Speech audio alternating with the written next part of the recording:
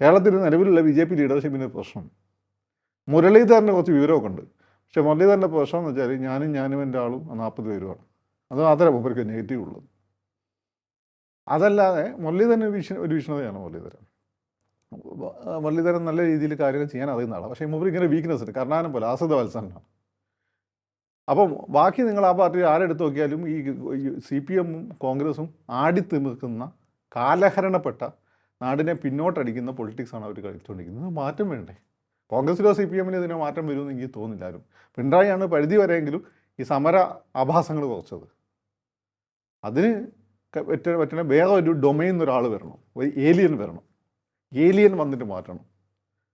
ഈ ഭഗവത്ഗീത പറയുന്നുണ്ട്, പരിത്രാണായ സാധൂനാം വിനാശായ ദുഷ്കൃത ധർമ്മ സംസ്ഥാപനാർത്ഥായ സംഭവാമി യുഗേ യുഗേ. എന്ന് വെച്ചാൽ എല്ലാം ഇങ്ങനെ വൃത്തിയുടെ അലക്കൊലത്താകുമ്പോൾ നല്ല മനുഷ്യന്മാരെ സംരക്ഷിക്കാനായി ഭഗവാൻ എന്തിരിക്കും, അവതാരമെടുക്കും.